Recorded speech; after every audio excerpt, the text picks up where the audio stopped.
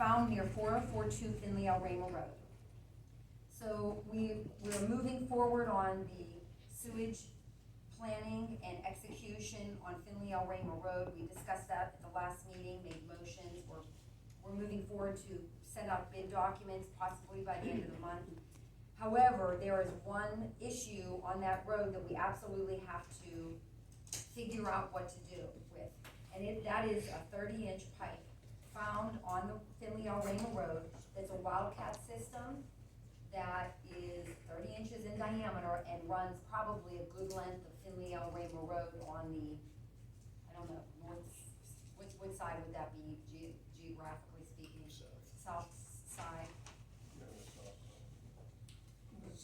If I could speak to this a little bit, sure, you guys know what's going on, but just for some of the public, the barn has alerted us to an issue that had been historic. They had spoken out about it previously in the past, probably gave up on it to a degree for a while. My understanding is that the day you were taking your garbage out and you had to wade through sewage full of toilet paper, board member, engineer went out, took a look at it, saw it was a mess, said, how can this be such a mess? Just previous, other discussions I've had with other engineers I know, I was told PCSA had been aware of it for quite some time, but it was a low priority. My question is, how can raw sewage be a low priority to anyone? I know previously the board had tried to get the sewage council out there. The sewage council tried doing what they could, but until we got out there and did the interim relief we tried to accomplish, I don't think anyone could have foresaw what the issues actually were. So the plan was there was a bit of sewage pooling up. So we wanted to collect it, put it in a holding tank, have it pumped out, and alleviate the problem until eventually source came to that area.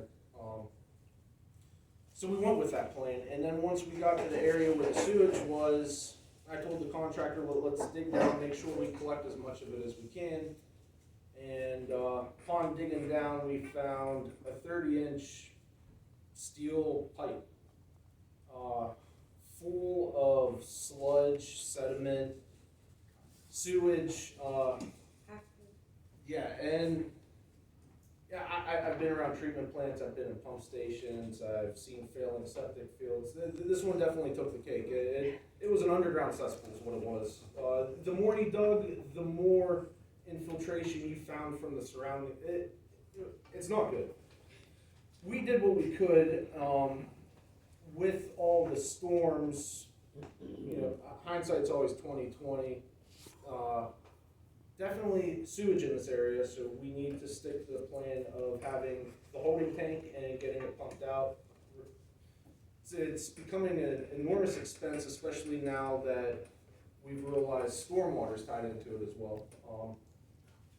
So, as far as the discussion item, we know there's a 30-inch pipe. What do we do with it? So we know we're going to sewer the area, which will eliminate the sewage going into this pipe. But after Ida and every other storm and rainfall event, it is flowing with water. There's a PennDOT storm sewer system running right parallel to it, not seeing the same flow that this thing is. So what do we do? The simplest thing, me and Jamie were talking about it, we go back in there, we add some sort of junction box right there, be it a manhole or a catch basin, add it to where that pipe's terminating, and then extend a pipe over to the stream, which will just convey stormwater. That pipe would be running through your property, but that just seems like the simplest way to deal with it. So that's our thoughts on what to do with this pipe. The only other way to get an answer to it is dig the whole thing up. Who knows how far it goes? Who knows what all's tied into it? What the cost will be, we don't know. But what we do know is, extending the pipe, eliminating the sewage from it, those are costs we can forecast, and it'll give us a place to also access the portion we know about, so. So would that go under the driveway? Correct. Okay. Yeah, it would go from the driveway all the way to your stream, that's what we're thinking right now. And that'll also, you know, I've seen your property, it's definitely, Very yeah, after the storm, anytime work's done, there's always the cost of restoration to the contractor, and this aspect, the contractor didn't necessarily, the township gave the contractor a job to do, so getting your property completely restored, that's gonna take some time, but this gives us another avenue to get your property how it should be once the sewage comes. Oh, sorry. That's okay. How do you determine what is sewage and what is stormwater from a manhole? I don't smell. Jamie, you just here by this. If it's a question and you don't know, you need to test it. You can test it to see how much fecal matter's in it and other things. So that's the simplest way. But you know, now I think a lot of that sewage has been diluted. I think a lot of it was kind of at the end of the pipe. And you know, if you pop the lid on that holding tank and smell it now, it smells a lot better than what it would have smelled like when it was first put in. Yeah, no, it's definitely a sewage in it, but there's stormwater as well, just based off of what we can tell. So, Sean, is anybody able to trace where that pipe originated from? there's no way to do it other than digging up the ground, or maybe using some sort of explosive ground penetrating radar or something like that. Oh, I thought, you guys are wizards, man. Well, you could have someone who believes in the sticks tell you, but that's A complete extraction of this pipe is out of the question. the question. I think the issue there is you're on private property at that point. So how do you keep digging it up on private property short of having everyone allowing you to, or some other legal way? I don't know. That, You could fill it with concrete. Couldn't it be cambered? You can't camera it because how much debris is in it. It's yeah, that's what we wanted to do. When we first found it, that was our hope, add a inspection port and a clean out so we could get a camera right into it, but it's just not feasible. Rick, you have a thought? It's probably decades worth of sewage settlement in it, you know, ground up toilet paper, pulp, whatever else people are flushing into it. It's just, you can't shove a camera in it. Rick? Whatever we do now, we're gonna dig up when we put the forced main in. And once the forced main's in and everybody's hooked up, there shouldn't be any, but I understand that you need a Band-Aid now. I'd like to see you not cross this driveway again. If you wanna put a junction box, I know you shouldn't just tap and bust into a pipe, but it should be done at the property line right near the pole, between the pole and the driveway, and put a temporary pipe in there, and you're gonna dig it up again when you come up through with a sewer. At least that eliminates the water. Once the sewer's in and people are hooked up, there is nothing else there. You're gonna find anything that's there. So, if you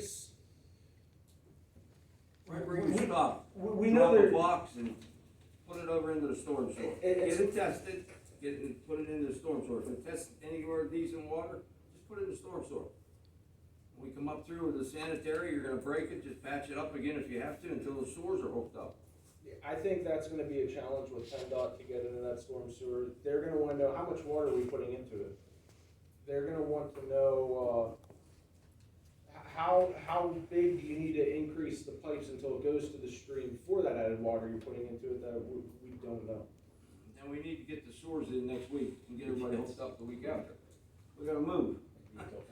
So the sewers, you're saying when we dig the permanent sewer system, that we could possibly expose at that time and remove this 30-inch pipe, did I hear that? Creek ought to go away. Yeah, you're gonna dig through every, up to every house. Then where that drainage pipe goes to. Can we please not chatter? Well, so we'll eliminate the sewage from it with the sewer system. We know there's stormwater in it, just based off after every rainfall event, the tank needs pumped out. So what do we do with that stormwater? Our thought is pipe it to the creek. The other things connected to PennDOT system, connecting it to PennDOT system, it's not gonna be a easy task. So if it's tested and it's truly a good portion of stormwater, can that go to the creek? I don't think it would pass the sniff test. I don't You- But let me tell you. Even in old leach fields that work fine, cow fields, whatever, you get runoff and it shows any kind of fecal matter, your hands are tied as to what you can and can't I do with agree it. with that. So I'm we're sorry. in a real catch-22 here is how to deal with this. I interrupted you. No, he's right. I mean, it wouldn't pass the sniff test, to say the least. But my dad built the house in 1989, and I just have to say that this is the first time that my family has had the house where we weren't stepping over human fecal matter in the yard. Do you have any idea what that feels like? Any of you have sewage running across your driveway and into your yard by your mailbox? Yeah, Right, and so the this smell. is literally the first time since we've been here, since my dad built the house, and we moved in 1989, we haven't had human fecal matter descriptively, no question, floating either across our driveway or sitting in our yard, between our house and our poor neighbor's house.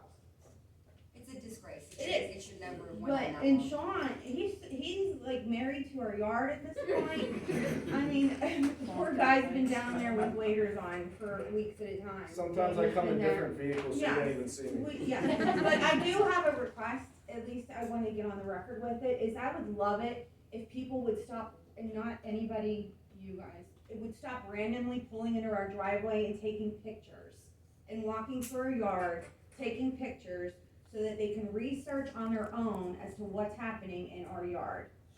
It's really bad. I mean, it's ridiculous. We have people who lost bids, we have people who are just curious, we have people pulling over into our neighbor's yard, into our yard, just to walk through it and take pictures of it. It's ridiculous. It's not a community park, it's not a sideshow, it's our home. You know, I have two huge boxers that go crazy every time anything happens, the wind blows wrong. I can't deal with it anymore.